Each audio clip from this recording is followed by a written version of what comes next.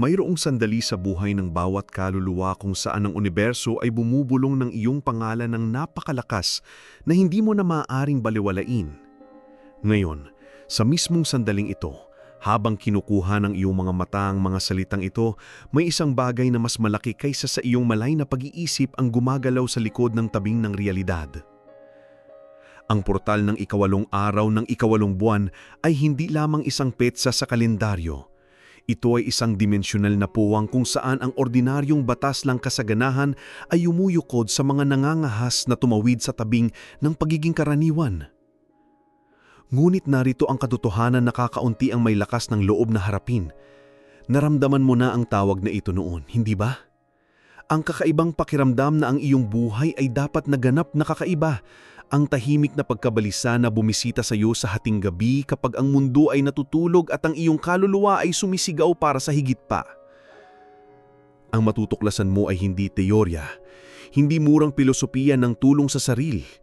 Ito ang nakatagong mekanismo na naghihiwalay sa mga nananatiling nakakulong sa mumo ng buhay mula sa mga nagpipista sa hapag ng walang hanggang kasaganahan.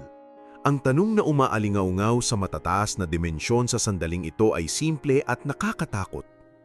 Handa ka ba talagang tanggapin ang iyong hiniling o nagtatago ka pa rin sa likod ng mga dahilan na ginawa ng iyong maliit na isip upang panatilihing kang ligtas sa pagiging karaniwan?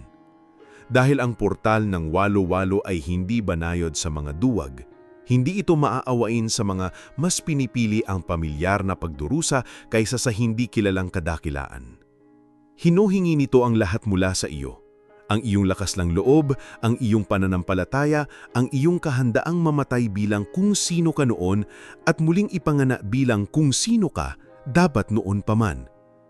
Sa sandaling ito, habang nilalamon mo ang mga salitang ito, ang mga hindi nakikitang portal ay nagbubukas sa iyong realidad. Ang mga pagkakataon ay nakahanay sa mga paraan na hindi kailanman magagawa ng iyong lohikal na isip at ang universo ay naghahanda para sa iyo ng eksaktong bagay na idinadalangin ng iyong kaluluwa sa mga tahimik na oras ng gabi. Ngunit may kapalit ang paggising. May emosyonal na gastos ang pag-aabandona sa pagkaakilanlan ng biktima at pag-angkin ng trono bilang lumikha ng iyong realidad.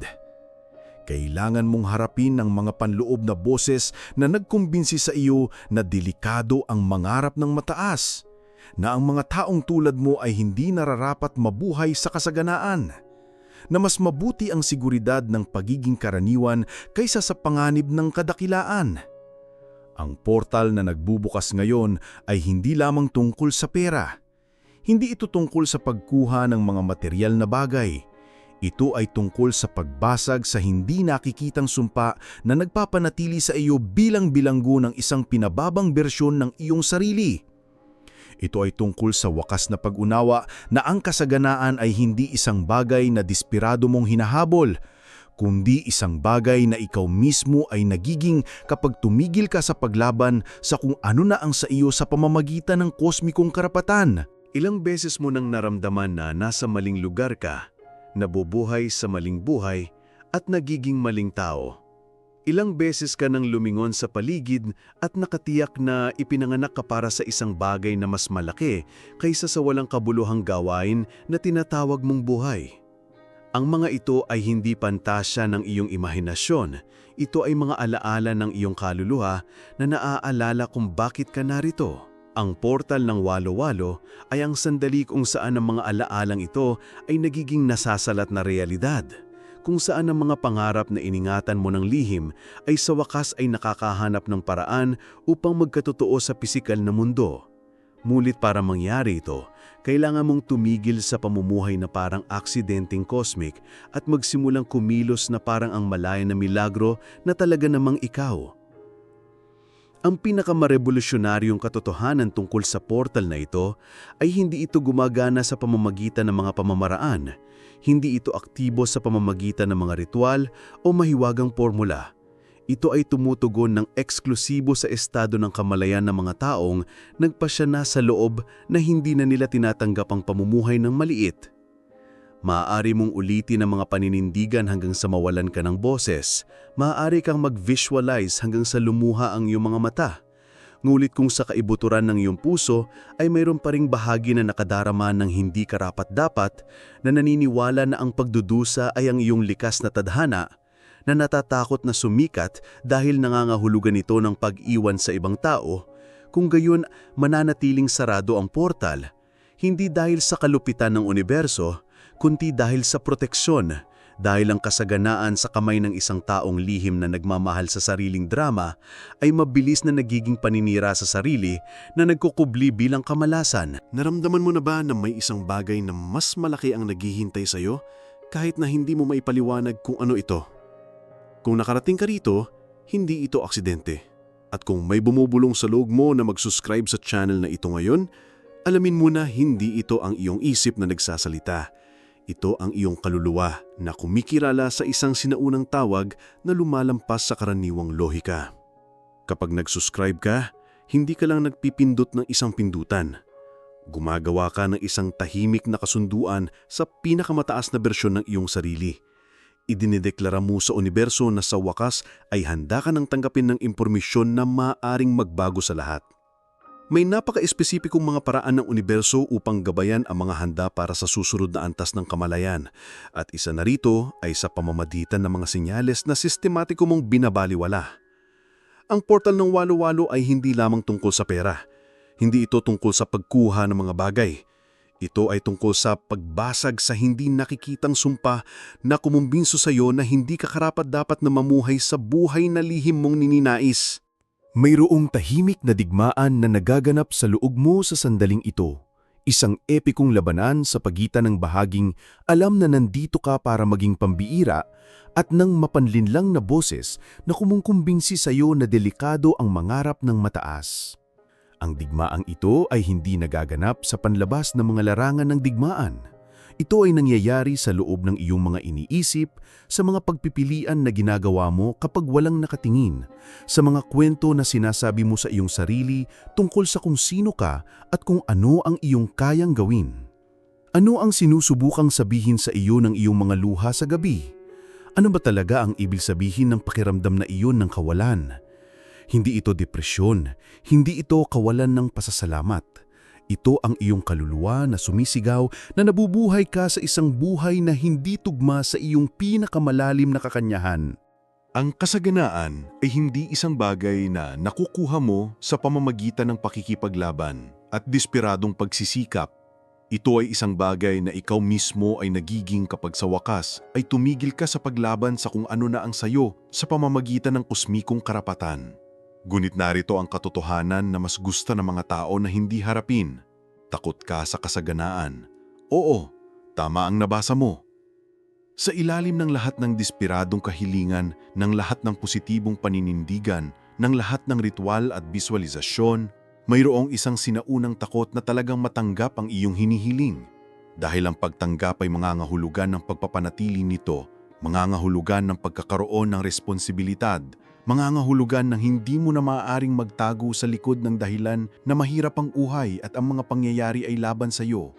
May kapalit ang paggising, may emosyonal na gastos ang pag-abandona sa pagkakakilanlan ng biktima at pag-angkin ang trono bilang lumikha ng iyong realidad.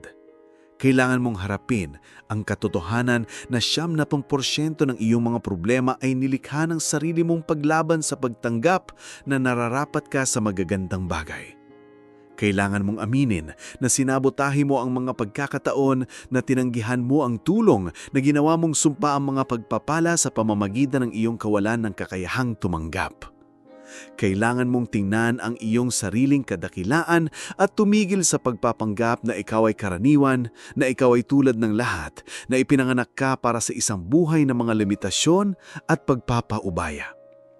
Ang portal na nagbubukas ngayon ay may dalang napakalakas na enerhiya na maaaring tunawin ng mga taon ng limitadong programasyon sa loob lamang ng ilang segundo, ngunit para lamang sa mga taong tunay na handa ng bitawan ang mga nakaraan. Hindi ang nakaraan ng mga pangyayaring nangyari sa iyo, kundi ang nakaraan ng interpretasyong ibinigay mo sa mga pangyayaring iyon. Ang kwento na sinabi mo sa iyong sarili kung bakit hindi gumana ang mga bagay, kung bakit hindi ka nagtagumpay, kung bakit hindi patas ang buhay sa mga taong tulad mo. Ang mga kwentong ito ay hindi universal na katotohanan. Ito ay mga mental na kulungan na binuo mo upang protektahan ang iyong sarili mula sa posibilidad na sumubok muli at baka mabigo muli. Ngunit paano kung sabihin ko sa iyo na ang pagkabigo ay imposible kapag ikaw ay nakahanay sa iyong pinakamalalim na katotohanan? Paano kung sabihin ko sa iyo na sa tuwing mayroong hindi gumana sa iyong buhay ay dahil sa kaibuturan, alam mo na hindi iyon para sa iyo, na pinoprotektahan ka ng iyong kaluluwa mula sa pag-aaksaya ng enerhiya sa mga bagay na hindi tumutugma sa iyong mas mataas na layunin? Ang portal ng Walo-Walo ay hindi tungkol sa pagpilit na buksan ang mga pinto ng kasaganaan. Ito ay tungkol sa tuluyang pag-relax ng sapat upang payagan ang mga ito na natural na bumukas. Ang pinakamapanganib na katotohanan tungkol sa portal ng Walo-Walo ay hindi ito gumagana para sa mga taong umiibig pa rin sa sarili nilang pagdurusa. Oo, tama ang nabasa mo. May isang madilim na bahagi sa bawat isa sa atin na kumakain sa dramatismo ng kakulangan, na nakakahanap ng pagkakilanlan sa pakikibaka, na nakakaramdam ng pagmamalaki sa pagiging bida ng isang kwento ng kahirapan. Ang madilim na bahaging ito ay mas matalino kaysa sa iniisip natin. Alam nito kung paano sabotahe ang ating mga tagumpay sa paraang mukhang ito ay kasalanan ng mga pangyayari, hindi kailanman sa atin. Ito ay bumubulong na mga nakakakumbinsing kwento kung bakit sa pagkakataong ito ay hindi rin ito gagana. Kung bakit ang mga taong tulad natin ay hindi nararapat sa ilang bagay, kung bakit mas mabuting huwag ng subukan upang hindi na muling mabigo. Hindi sinusubukan ng universo ang iyong pananampalataya. Hindi ka nito pinarurusahan para sa iyong mga pagpakamali sa nakaraan. Hinihintay ka nitong lumago ng sapat sa emosyonal na antas upang mapanatili ang dalas ng kasaganaan nang hindi sinasabotahe ang iyong sarili. Ilang beses ka nang nakatanggap ng gintong pagkakataon at sa isang mahiwagang paraan ay nagawa itong gawing pagkabigo. Ilang beses ka nang inalok ng buhay ng eksaktong bagay na iyong hiniling, ngunit masyado kang abala sa pagrereklamo upang mapansin. Ilang beses ka nang lumikha ng mga problema kung saan wala naman. Ginawang komplikado ang mga sitwasyong maaaring simple. Tinanggihan ang tulong dahil ang iyong nasaktang pagmamataas ay hindi kayang tanggapin na may nagmamalasakit ng sapat upang mag-abot ng kamay. Ang portal na nagbubukas ngayon ay hindi tungkol sa pag-akit ng kasaganaan. Ito ay tungkol sa pagiging taong may kakayahang tumanggap, magpanatili at magparami ng bagay na sabik na ibuhos ng universo sa iyong buhay. Mayroong isang lihim na wika na sinasalita ng realidad. Isang nakatagong code na nagtatakda kung sino ang tumatanggap at kung sino ang nananatiling walang hanggang humihingi. Ang wikang ito ay hindi batay sa mga salita, kundi sa energetic frequency, sa estado ng kamalayan, sa kakayahang magpanatili ng mga pag-iisip ng kasaganaan kahit na ang pisikal na ebidensya ay hindi pa dumarating. Ang mga sinyalis ay nasa lahat ng dako, sa mga numerong paulit-ulit mong nakikita, sa mga imposibleng synchronicity, sa mga kaswal na pagkikita na nagbago sa lahat, sa mga oportunidad na nagbukubli bilang mga problema. Ngunit narito ang hindi sinasabi sa iyo ng sino man tungkol sa mga senyales. Hindi sila lumalabas upang kumbinsihin ka na nasa tamang landas ka. Lumalabas sila para sa mga nagpasya na sa loob na nasa tamang landas sila. Hindi nagsasayang ng enerhiya ang universo sa pagsusubukang kumbinsihin ang mga nagdududa. Tumutugon ito sa pagiging kumbinsido, hindi sa desperadong pag-asa. Tumutugon ito sa tunay na pasasalamat, hindi sa espiritual na pakikipagkasundo. Tumutugon ito sa mga kumikilos na parang mayaman na, hindi sa mga nananangis para sa kasaganaan na darating. Ito ang mahalagang pagkakaiba sa pagitan ng mga tumatanggap at ng malanghanggang naghihintay. Sa sandaling ito, habang pinoproseso mo ang mga salitang ito, isang banayad na alchemy ang nagaganap sa iyong kamalayan.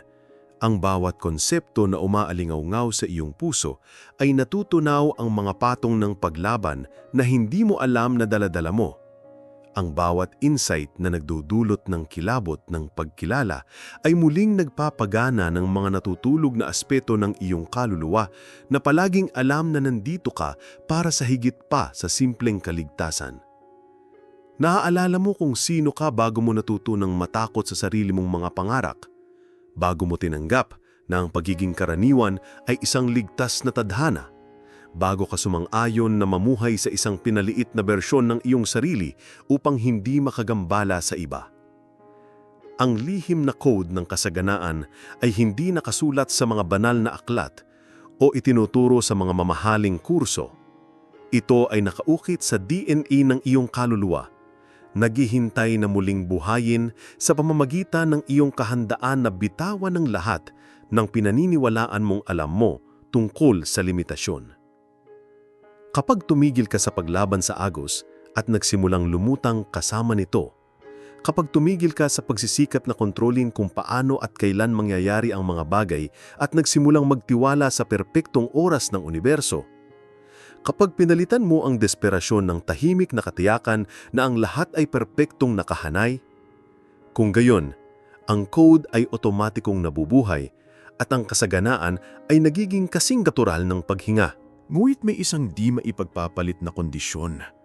Kailangan mong taos-pusong maging handang tumanggap ng higit pa sa iyong maiisip, kahit na nangangahulugan ito ng pag-iwan sa mga tao, lugar at pagkakakilanlan na hindi kayang panatilihin ang bagong dalas na ito. Hindi lahat ng nagsasabing gusto nila ng kasaganaan ay handa talaga para sa mga sakripisyong hinihingi nito. Hindi lahat ng humihingi ng pagbabago ay handa para sa responsibilidad na kaakibat ng tunay na kapangyarihan. Napansin mo na ba kung paano mo minsan sinasabotahe ang iyong sariling mga tagumpay kapag nagsisimula na itong magkatotoo? Sa sandaling ito, habang sinasalo mo ang bawat salita, isang tahimik na pagbabago ang nagaganap sa pinakamalalim na patong ng iyong kamalayan. Ang portal ng 88 ay hindi isang panlabas na kaganapan na iyong inoobserbahan. Ito ay isang panloob na revolusyon na iyong nararanasan, selula sa selula, pag-iisip sa pag-iisip, paniniwala sa paniniwala. Ang revolusyong ito ay hindi nangyayari sa pamamagitan ng pagbubunyi o drama. Nangyayari ito sa banal na katahimikan ng iyong pinakamalalim na sarili, kung saan walang maskara ang kayang manatili, kung saan walang kasinungalingan ang kayang mabuhay, kung saan tanging ang hubad at tunay na katotohanan ng iyong kakanyahan ang nananatiling nakatayo sa harap ng salamin ng kawalang hanggan. Ang tunay na kasaganaan ay nangangailangan ng kamatayan at muling pagsilang. Ang kamatayan ng paniniwala mo kung sino ka at ang pagsilang ng kung sino ka talaga. Ngunit narito ang hindi sinasabi sa iyo ng sinuman tungkol sa pagbabago. Sumasakit ito sa paraang hindi nasasakta ng katawan. Sumasakit ito sa kaluluwa. Sumasakit ito sa mga katiyakang binuo mo tungkol sa iyong sarili. Sumasakit ito sa mga dahilan na nagpapanatili sa iyo sa komportabling pagiging karaniwan. Ito ang banal na sakit ng isang paraparo na pilit na lumalabas mula sa kanyang bahay-uod. Alam nang hindi na siya maaring bumalik sa pagiging uod, ngunit hindi pa sigurado kung sapat na ba ang lakas ng kanyang mga pakpak upang lumipad. Naramdaman mo na ba ang kakaibang takot na lumilitaw kapag may isang napakagandang bagay na malapit nang mangyari? Ang panloob na boses na bumubulong na hindi ka karapat-dapat, na may masamang mangyayari, na mas mabuting huwag masyadang matuwa dahil laging may pagkabigo pagkatapos ng pag-asa. Ito ang boses ng iyong limitadong programasyon na sinusubukang panatilihin kang bilanggo sa zone ng komportabling pagiging ligtas. Ang boses na ito ay hindi mo kaaway. Talagang naniniwala ito na pinoprotektahan ka niya.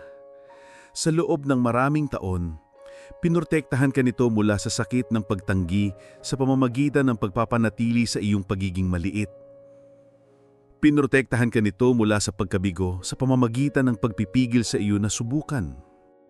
Ngunit dumating na ang oras upang magpasalamat sa protektadong boses na ito at dahan-dahang ipakita sa kanya na lumaki ka na ngayon ay sapat ka ng malakas upang mapanatili ang parehong tagumpay at pagkabigo, parehong saya at kalungkutan, parehong kasaganaan at kakulangan nang hindi nawawala ang iyong sentro. Naghihintay ang universo na tumigil ka sa pakikipag-usap sa iyong mga takot at magsimulang sumayaw sa iyong mga pangarap.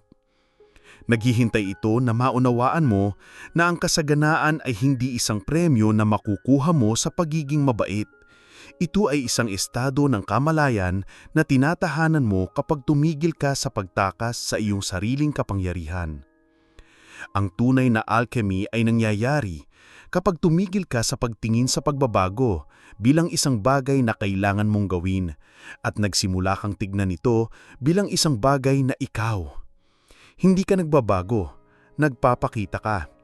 Hindi ka nagiging sagana, tinatanggal mo ang mga patong na nagtatago sa kasaganaang na palaging mong iyong likas na katangian. Hindi ka nakakakuha ng kapangyarihan, tumitigil ka sa pagpapanggap na wala kang kakayahan. Ang pagbabagong ito ng pananaw ay ang lahat. Ito ang pagkakaiba sa pakikipaglaban sa buhay at pagsasayaw kasama nito. Sa pagpipilit na buksan ng mga pinto at pagpapahintulot sa mga ito na bumukas. Sa paghabol sa mga pangarap at sa pagiging magnetikong naaakit ng mga ito. Sa portal na ito ng walu-walo, ikaw ay iniimbitahang maranasan ang isang bersyon ng iyong sarili na umiiral lampas sa takot, lampas sa kakulangan, lampas sa pangangailangan para sa panlabas na pagtanggap. Isang bersyon na likas na alam na nararapat sa lahat ng magandang iniaalok ng buhay. Hindi dahil gumawa ka ng isang bagay na espesyal upang maging karapat-dapat, kundi dahil ang umiral ay sapat ng espesyal. Isang bersyon na hindi kailangang magpaliwanag kung bakit gusto niya ng higit pa, na hindi nakakaramdam ng pagkakasala sa pagiging maunlad habang ang iba ay naghihirap. Na nauunawaan na ang iyong tagumpay ay hindi nagpapababa sa mga pagkakataon ng iba na magtagumpay. Ngunit upang ma-access ang mas mataas na bersyon na ito ng iyong sarili, kailangan mong maging handa na bitawan ang mga pagkakakilanlan na hindi na naglilingkod sa iyo kahit na kasama mo na ang mga ito sa loob ng maraming dekada. Kailangan mong maging handa na biguin ang mga taong nasanay na sa iyong maliit na bersyon, na komportable sa iyong mga problema, na lihim na umaasa na mananatili ka sa parehong antas nila. Kailangan mong maging handa na sakupin ang mga puwang na dati ay nakakatakot, na magsalita ng may otoridad na nagmumula sa loob, na sumikat ng hindi humihingi ng paumanhin sa pagpukaw ng pansin mula sa mga hindi pa handa para sa sarili nilang liwanag. Ano ang gagawin mo kung alam mong imposibleng mabigo sa gusto mo talaga? Narating na natin ang punto kung saan ang mga salita ay tumatagpo sa katahimikan at kailangan mong pumili sa pagitan ng pagpapatuloy na maging kung sino ka palagi o sumuko sa kung ano ang maaari mong maging. Ang portal ng walu-walo ay hindi isang bintana na nananatiling bukas nang walang katiyakan. Ito ay isang kosmikong sandali ng paghanghanay na humihingi ng tugon mula sa iyong kaluluwa, hindi sa iyong isip. Sa ikalawang ito na hindi na kailanman babalik, ikaw ay tinatawag na gumawa ng pinakamahalagang desisyon sa iyong buhay. Magpapatuloy ka bang mabuhay bilang isang manunood ng sarili mong buhay? O sa wakas ay aako ka na sa papel ng direktor, manunulat ng script, at bida ng iyong kwento? Ang kasaganaan na naghihintay sa iyo sa kabilang panig ng portal na ito ay hindi lamang pinansyal. Ito ay emosyonal, espiritual, pangrelasyon, at malikhain. Ito ang kasaganaan ng sa wakas ay namumuhay ng nakahanghanay sa iyong pinakamalinaw na kakanyahan, ng walang maskara, walang mga dahilan, walang pagiging maliit. Ito ay ang paggising araw-araw na alam mong eksakto ka kung nasaan ka dapat, ginagawa ang eksaktong bagay na ipinunta mo rito, nagiging eksaktong kung sino ka talaga. Ito ang malalim na kapayapaan ng isang taong tumitigil sa pakikipaglaban sa sarili niyang kadakilaan at sa wakas ay pinapahintulutan ng sarili na maging lahat ng alam niyang maaari niyang maging. Ang universo ay nagsasabwatang pabor sa iyo sa mismong sandaling ito. Ngunit kailangan ito ang iyong malay na pahintulot upang makapagpaganap ng mga himala sa iyong realidad. Ang pahintulot na ito ay hindi nagmumula sa walang laman na mga salita o mechanical na inuulit na mga paninindigan. Ito ay nagmumula sa isang tahimik at di mababagong desisyon na tumigil sa pamumuhay na parang ikaw ay mas mababa kaysa sa kung ano ka. Nagmumula ito sa lakas ng loob na tingnan ang iyong kasalukuyang buhay at aminin na ikaw ay nagpasya na tinanggap mo ang mga mumo habang maari mong kunin ang buong piging, na pinili mo ang seguridad ng pagiging karaniwan kaysa sa pakikipagsapalaran ng kadakilaan. Ang bawat hininga na iyong ginagawa ngayon ay isang pagkakataon upang magsabi ng oo sa pinakamataas na bersyon ng iyong sarili. Ang bawat pag-iisip na dumadaan sa iyong isip sa sandaling ito ay isang pagkakataon upang pumili sa pagitan ng pamilyar at ng nagbabago, sa pagitan ng kilala at ng makahimala, sa pagitan ng pananatili kung nasaan ka at pagpunta sa kung saan palaging alam ng iyong puso na nabibilang ka. Ang kinabukasan na palagi mong pinapangarap ay hindi malayo sa oras. Ito ay narito, ngayon. Naghihintay na magkaroon ka ng sapat na lakas ng loob upang pabutin ito at angkinin ng palagi ng sa iyo. Ngunit narito ang huling katotohanan na kakaunti ang may lakas ng loob na harapin. Alam mo na ang tamang pagpipilian. Matagal nang ginawa ng iyong kaluluwa ang pagpipilian. Ang nangyayari ngayon ay ang iyong malay na isip na sa wakas ay nakahanay sa desisyon na ginawa ng iyong espiritu bago ka pa man ipinanganak sa mundong ito. Nandito ka para sumikat, para maging maunlad, para maging isang buhay na halimbawa na posible na lampasan ang mga limitasyon na sinusubukang ipataw ng lipunan bilang di maiiwasang tadhana. Ang huling tanong na umaalingaw-ngaw sa mas matataas na dimensyon ay ito: tatawid ka ba sa portal o guguluhin mo ang natitirang bahagi ng iyong buhay sa pagtatanong kung ano sana ang iyong buhay kung nagkaroon ka ng lakas ng loob? Hahayaan mo ba na matunaw ang natatanging pagkakataong ito sa ulap ng mga dahilan at pagpapaliban? O sa wakas ay gagawin mo ang quantum leap na matagal nang idinadalangin ng iyong kaluluwa? Bukas ang portal. Ang enerhiya ay aktibo. Ang daan ay maliwanag. Ang kulang na lang ay ikaw na gumawa ng unang hakbang patungo sa bersyon ng iyong sarili na palaging umiiral sa kabilang panig ng takot. Sa sagradong sandaling ito, habang ang huling mga salita ng energetic na pagpapadala na ito ay nagsasama sa iyong kamalayan, alamin na wala nang magiging tulad ng dati. Tumawid ka sa isang hindi nakikitang linya, inaktibo mo ang isang natutulog na code, ginising mo ang isang dalas na naghihintay sa perpektong sandali upang magpakita. Sa mismong segundong ito, habang ang huling mga pagyanig ng mga salitang ito ay nagsasama sa pinakamahalagang mga patong ng iyong kamalayan, hindi ka na ang parehong taong nagsimulang manood ng video na ito. May isang bagay na mahalaga ang nagbago. Isang bagay na hindi na maaaring baligtarin, isang bagay na nagbago magpakailanman sa dalas kung saan gumagana ang iyong kaluluwa sa unibersong ito. Ang portal ng walo-walo ay hindi lamang isang petsa na lumipas. Ito ay isang estado ng kamalayan na maaari mong ma-access sa tuwing pipiliin mong alalahanin kung sino ka talaga sa ilalim ng lahat ng mga patong ng panlipunang pagkondisyon, natutunang takot at tinanggap na pagiging maliit. Sa tuwing titingin ka sa salamin at makakita ng higit pa sa karaniwang taong nakikita doon, sa tuwing mararamdaman mo ang sinaunang tawag na umaalingaw-ngaw sa iyong dibdib, sa tuwing tatanggi ka na tumanggap ng mas mababa kaysa sa nararapat sa iyo, tatawid kang muli sa sagradong portal na ito. Ang kasaganaan na magpapakita sa iyong buhay mula ngayon ay hindi magiging resulta ng mga pamamaraan o estratehiya. Ito ay magiging natural na kahihinatan nang sa wakas ay pinahihintulutan mo ang iyong tunay na kalikasan na maging maunlad ng walang panloob na mga balakid. Laging tandaan, hindi ka na parito sa mundong ito upang maging karaniwan, upang maging kontento sa mga mumo, upang mabuhay sa anino ng sarili mong mga pangarap.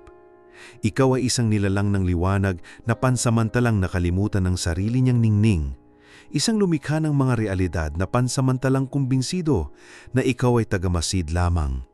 isang master ng kasaganaan na pansamantalang nagkukubli bilang isang taong kailangang mamalimos para sa bagay na palagi nang sa iyo sa pamamagitan ng kosmikong karapatan.